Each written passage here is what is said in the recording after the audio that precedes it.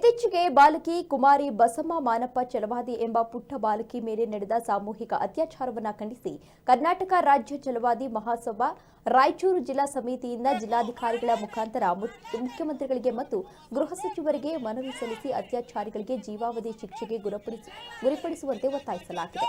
ಇನ್ನು ವಿಜಯಪುರ ಜಿಲ್ಲೆಯ ಮುದ್ದೇಬಿಹಾಳ ತಾಲೂಕಿನ ಬನೋಶಿ ಗ್ರಾಮದಲ್ಲಿ ದಲಿತ ಮುಖಂಡರು ಇದೀಗ ಪ್ರತಿಭಟನೆಯನ್ನು ನಡೆಸ್ತಾ ಇದ್ದಾರೆ.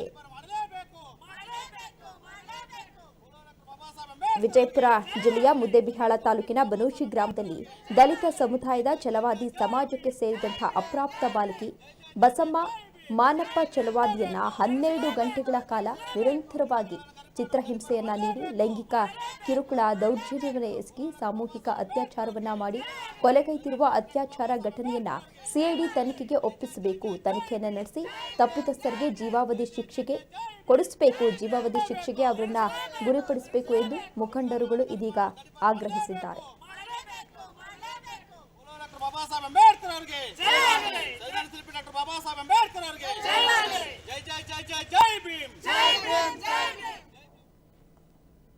ಪ್ರಾಪ್ತ ಬಾಲಕಿ ಬಸಮ್ಮ ಮೇಲಿನ ಅತ್ಯಾಚಾರ ಘಟನೆ ಮಾನವೀಯತೆ ಮೇಲೆ ಅತ್ಯಂತ ಕ್ರೂರ ದಾಳಿಯಾಗಿದೆ.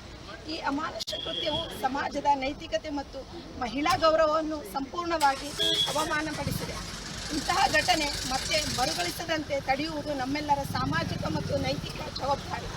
ಸಮಾಜದ ಎಲ್ಲ ವರ್ಗಗಳ ಮನಸ್ಸನ್ನು ಕದಿದ ಈ ಘಟನೆ ನಮ್ಮ ಸಂಘಟನೆಯ ತೀವ್ರ ಖಂಡನೆಗೆ ವ್ಯಕ್ತಪಡಿಸುತ್ತಿದ್ದು, ಸರ್ಕಾರವು ಶೀಘ್ರ ಕ್ರಮ ಕೈಗೊಂಡು ಅಪರಾಧಿಗೆ ಕಠಿಣ ಶಿಕ್ಷೆ ವಿಧಿಸಬೇಕೆಂದು ನಾವು ವಿನಂತಿಸುತ್ತೇವೆ. ನಮ್ಮ ಬೇಡಿಕೆಗಳು: ಈ ಪ್ರಕರಣವನ್ನು ವೇಗದ ನ್ಯಾಯಾಲಯದಲ್ಲಿ ವಿಚಾರಣೆ ನಡೆಸಿ ಅಪರಾಧಿಗೆ ಗರಿಷ್ಠ ಶಿಕ್ಷೆ ವಿಧಿಸಬೇಕು. ಬಾಧಿತ ಬಾಲಕಿಯ ಕುಟುಂಬಕ್ಕೆ ಕನಿಷ್ಠ 2 ಎಕರೆ ಜಮೀನು ಮತ್ತು ಆರ್ಥಿಕ ಪರಿಹಾರವನ್ನು ತಕ್ಷಣ ನೀಡಬೇಕು. ಬಾಧಿತ ಕುಟುಂಬಕ್ಕೆ ಸರ್ಕಾರಿ ಯೋಜನೆಗಳಡಿ ಶಾಶ್ವತ ವಸತಿ, ಶಿಕ್ಷಣ ಮತ್ತು ಉದ್ಯೋಗ ಸಹಾಯ ನೀಡಬೇಕು. ರಾಜ್ಯಾದ್ಯಂತ ಇರುವ ಪ್ರತಿ ಜಿಲ್ಲೆಯಲ್ಲಿ ಮಹಿಳಾ ಮತ್ತು ಬಾಲಕಿಯರ ರಕ್ಷಣೆಗೆ ವಿಶೇಷ ಪೊಲೀಸ್ ತಂಡ ರಚಿಸಬೇಕು.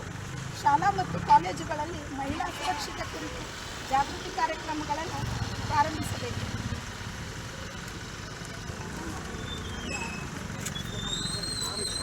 ಸಾಮಾಜಿಕ ನಿಲುವು